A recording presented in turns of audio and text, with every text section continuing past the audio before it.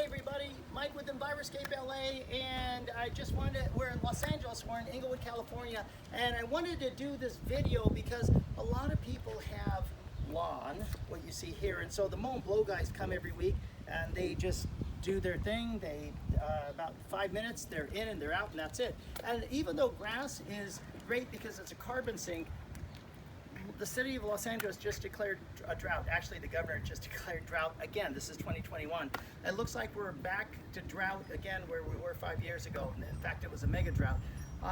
Things don't look good. And so what can we do to save water personally in our landscape? Because our landscapes take up more than half the water typically of the American household. So I want to present you a native garden. This native garden actually doesn't have a sprinkler system. Now I'm not recommending that you not get a sprinkler system because the homeowner's been watering by hand, but it's going to get real old real fast because we're just about to go into summer and they're not going to be out here all the time watering. So I recommend a drip irrigation system. We're actually going to come back and do drip irrigation. In the meantime, I wanted you to see how a native garden is maintained. The Salvia clevelandii, the mallow here. In cleaning this up, we couldn't actually see the stacked flagstone here this morning, but in cleaning this up, check this out. It's just amazing. This is a certified National Wildlife Federation certified wildlife habitat.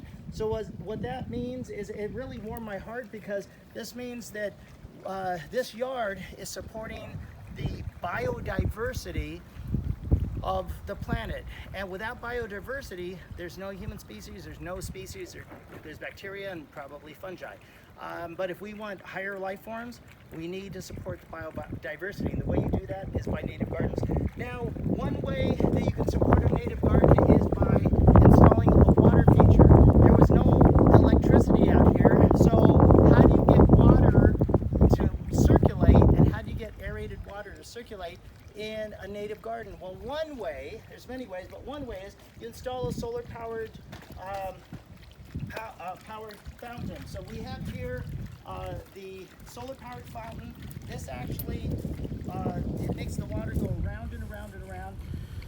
And this is the solar panel that does it. Now watch the water when I put my hand over it. It's just, yeah, it stopped because my hand's blocking the sun power. And as soon as I take my hand away, boom. One more time. Come on, come on, come on. There you go.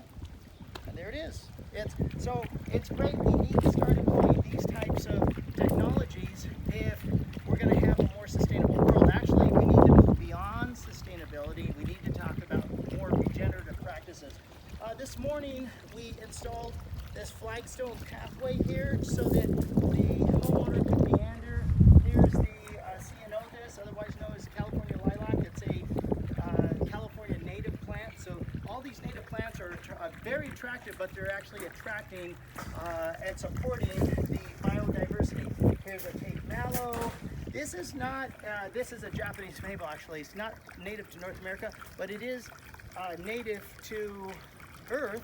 And even though it isn't going to bring as many pollinators in, it's drought tolerant. In fact, if anything here was not drought tolerant, it wouldn't be alive because, again, for, this house got bought and sold and it wasn't watered for a while and it's still alive. Check out the California poppy right here.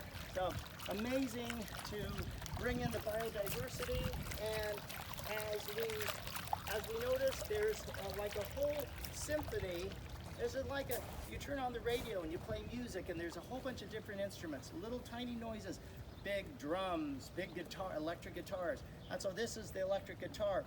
One thing I did notice was, look at this, check out this nest. I know it's bigger than a hummingbird nest. I'm not sure what kind of nest that is right there, but it's definitely a nest. Not gonna really disturb it in case anybody's living there. Don't want to evict the tenants. So, but that's what we need to do, is we need to start helping the biodiversity. Check out the artichokes here. It's not just food for the pollinators, but food for people. So here we have artichokes. It looks like somebody maybe had one for dinner last night, who knows. But yeah, this is a really, really cool operation. Now, every native garden really should have the mini bark. As I want to direct your attention down here. What the mini bark does, it actually feeds the mycorrhiza. If you feed the mycorrhiza, they'll go really deep down, 10, 15 feet in soil where the roots can't penetrate, and they'll pull up nutrients, and they'll actually have like a swap meet going on. They'll drill into the root system of these plants, and they'll say, hey, I need some of that sugar that you made from the sun's energy, and in return, the plant says, okay, look, I'll give you sugar, you give me some of the calcium or molybdenum or zinc that you've gotten from really deep down, and we'll swap. And so that's how you can have native plants that use very, very little water. Also too, the native plants also attract a ton of biodiversity here. Check out the little honeybee right here, just doing its thing. You would not have that if you had a grass lawn. It's a totally different animal here. So we need to think past sustainability. We need to think about regeneration. So this landscape, by the way, does not have, as of yet, an irrigation system, but because of global climate change, the homeowner's not going to want to be out here watering during the hottest months of the year, July, August, maybe June, July, and August, maybe September. So we're going to come back and do an automatic water system. Drip irrigation, the Rainbird Coppershell drip, that's what our preferred irrigation system is. Also, anything else? I didn't want to make a super long video, just to introduce you.